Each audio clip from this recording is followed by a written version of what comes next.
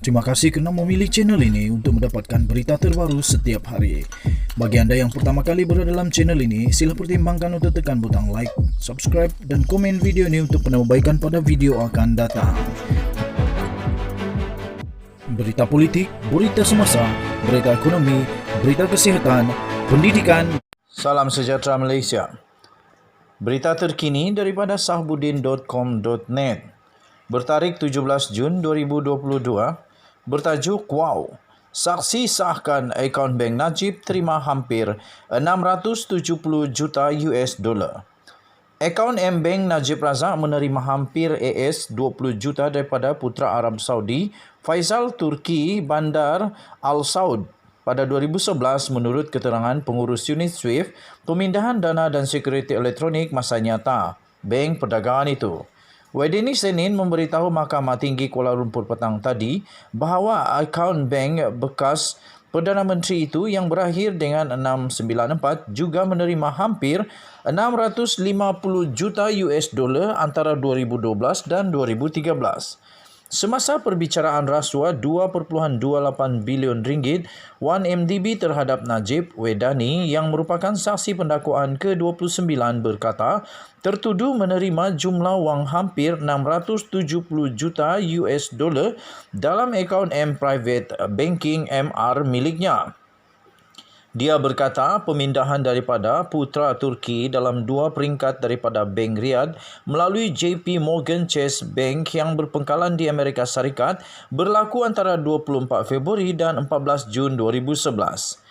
Wedini memberitahu Hakim Perbicaraan Colin Lawrence Sekura bahawa Blackstone Asia Real Estate Partners memindahkan hampir 30 juta US dollar ke dalam akaun berakhir 694 antara 30 Oktober dan 19 November 2012. Semasa pemeriksaan utama oleh Timbalan Pendakwa Raya Najwa Bistamam, Wedini memberi keterangan bahawa AS 620 juta mengalir daripada Tenor Finance Corporation ke dalam akaun M Private Banking MR pada 22 Mac 2013. Menurut pendakwaan sebelum ini, Blackstone dan Tenor adalah dua entiti British Virgin Islands BVI yang ditubuhkan oleh ahli perniagaan buruan Low Tech Joe atau Jolo untuk memudahkan menyeleweng dana daripada 1MDB. Wadeni menjelaskan bahawa sejumlah 12 transaksi wang masuk ke dalam dua akaun Najib yang berakhir 694 serta akaun M Private Banking 1MY yang berakhir dengan 880 direkodkan antara 2011 dan 2014 melalui sistem kiriman wang SWIFT antarabangsa. Perbicaraan di hadapan Sekura akan disambung semula pada Isnin minggu depan, dengan saksi dijangka menyambung semula keterangannya berhubung urus niaga yang lain. Najib dibicarakan atas 4 pertuduhan salah guna kuasa dan 21 pertuduhan pengubahan wang haram yang melibatkan 2.28 bilion ringgit Malaysia dana 1MDB. Ahli Parlimen Pekan itu didakwa melakukan 4 pertuduhan rasuah di di M Islamic Bank Berhad Cawangan Jalan Raja Chulan di Bukit Chelon, Kuala Lumpur antara 24 Februari 2011 dan 19 Disember 2014.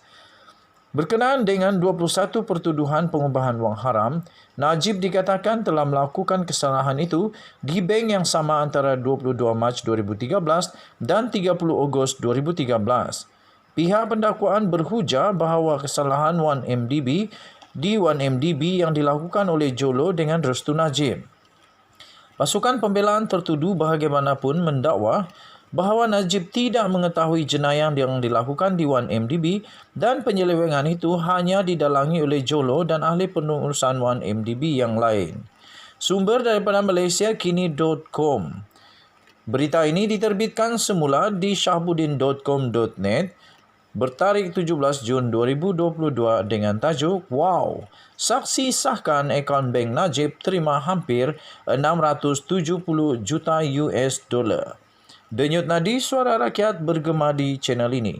Jangan lupa tekan butang subscribe, like dan share. Sila komen kerana komen anda sentiasa dihargai.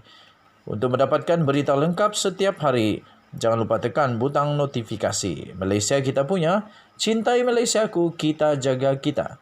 Jangan lupa tekan butang subscribe. Kita jumpa lagi. Bye-bye Malaysia. Salam sejahtera Malaysia. Denyut nadi suara rakyat bergema di channel ini. Sampai sekarang masih lagi bergegar-gegar di semua arus perdana, di YouTube, di Twitter, di Instagram, TikTok pun sama. TikTok pun ambil bahagian juga dalam media massa, apapun, Facebook kah, apa-apa sajalah media massa masih lagi menyiarkan tentang suapan, tentang dana politik, tentang wang yang diterima oleh bekas menteri ataupun menteri-menteri dan pemimpin-pemimpin yang tinggi-tinggi pangkatnya di dalam parti politik, sama ada daripada kerajaan ataupun bukan daripada kerajaan, telah menerima wang berjuta-juta ringgit Malaysia daripada UKSB, Ultra Kirana Sedia Bahan. Sehingga tuan-tuan dan puan-puan, kerana daripada itu suapan diterbitkan, baru saja diterbitkan pukul 1 tengah hari tadi, baru sebentar tadi. Akhirnya kerana natijah, akibat, hasil daripada itu, maka SIFO bersuara. Suapan UKSB, SIFO gesah bentang undang-undang baru, undang-undang untuk pendanaan politik. Tapi sebelum itu, kalau kamu tahu, tolong ajarkan saya apa itu SIFO. Saya tak pernah dengar SIFO ini. Apa nih SIFO? Banyak lagi lah istilah-istilah yang pelik-pelik yang netizen komen, yang netizen berikan di dalam komen, yang saya tak faham. Banyak lagi. Terima kasihlah, sebab yang ada beberapa yang ajar dulu saya tak tahu apa itu LTL. Rupa-rupanya lawan tetap lawan. Dan ada beberapa lagi yang saya nak tanya kamu nanti, apa itu istilah-istilah, nama orang kah apakah, tak tahu. Okey, jadi SIFO itu apa? Beritahu saya apa itu SIFO. Tapi yang pasti, SIFO gesah supaya bentang undang-undang untuk pendanaan politik. Saya setuju. Berikan satu garis panduan, berikan satu SOP untuk pendanaan politik. Of course, kita tak boleh nak nafi, kerajaan mana-mana kerajaan pun yang memerintah kadang-kadang perlu untuk pendanaan politik, pendanaan, penerima wang, sumbangan, bantuan, sokongan dan macam-macam lagi lah. Tapi mesti ada SOP, garis panduan, tuan-tuan dan puan-puan. Jadi saya setuju untuk SIFO ini yang menggesa supaya bentang undang-undang pendanaan politik. Pusat, rupanya SIFO ini nama dia Pusat Membentras Rasuah dan Kronisme atau SIFO. Pusat Membentras Rasuah dan Kronisme. SIFO menggesa undang-undang mengenai pendanaan dan derma politik dibentangkan secepat mungkin. Ini saya setuju, tuan-tuan dan puan. Mesti ada guideline yang jelas. Dalam kenyataan pada hari ini, kumpulan itu berkata, perbicaraan rasuah yang melibatkan Presiden UMNO iaitu Ahmad Zahid Hamidi menunjukkan bahawa sumbangan politik yang tidak terkawal menjadi penyebab utama di dalam rasuah politik. Kata SIFO dalam kenyataan mereka, di bawah kerangka undang-undang sedia ada, tiada had ke atas jumlah sumbangan politik yang dibenarkan. Katanya lagi juga tiada keperluan untuk parti politik mendedahkan penderma mereka. Saya setuju. Selepas ini buatlah had dan pastikan boleh untuk dedahkan siapa yang menyumbang, supaya kalau nanti disiasat senang untuk mencari bukti, senang untuk membuktikan bahawa orang itu tidak bersalah ataupun bersalah. Okey, so apa pendapat kamu? Adakah kamu setuju perlu ada garis panduan supaya tidak lagi berlaku dalam leja Ultra Kirana yang walau bagaimanapun semua yang disebut di dalam leja itu menafikan menerima wang tersebut. Muhyiddin Yassin nafi, Anifah Aman nafi, ramai lagi lah, hampir semua menafi kot. Kata mereka lagi dalam kenyataan itu, ini dapat menghalang apa-apa jenis pengawasan. Ini menghalang apa-apa jenis pengawasan atau penelitian awam bagaimana derma politik mempengaruhi sistem politik kita, sehinggalah seorang ahli politik itu didakwa menerima rasuah seperti yang dibuktikan dalam kes Ahmad Zahid Hamidi sekarang, kata mereka. Berapa banyak lagi derma politik yang mencurigakan yang diberi kepada ahli politik yang orang ramai tidak tahu soalnya dalam kenyataan itu.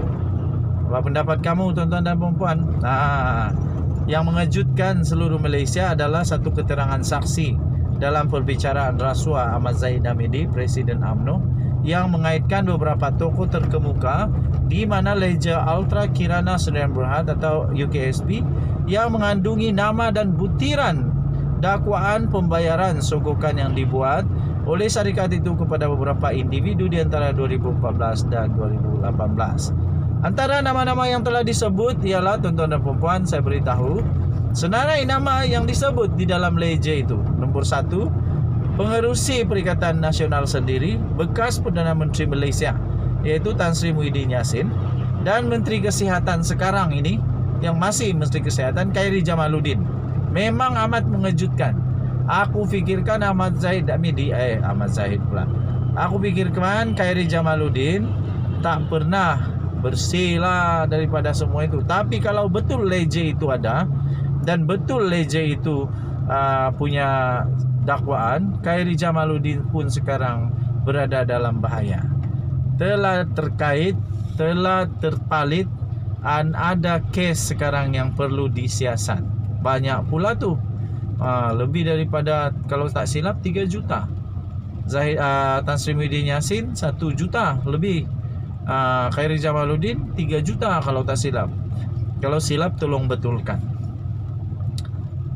Sifo turut berkata kurangnya peraturan mengenai sumbangan politik menyebabkan sukar untuk membezakan di antara derma politik dan rasuah. Betul. There is a very small line, tiny line. Dia ada sangat garisan yang amat kecil untuk membezakan di antara derma politik dan rasuah. Jadi saya setuju dengan Sifo, pastikan ada satu guideline bagaimana untuk pendanaan politik ini, supaya dapat beza antara derma politik dan rasuah. Okey, so apa pendapat kamu? Denyut nadi suara rakyat bergema di channel ini. Jangan lupa tekan butang subscribe, like dan share.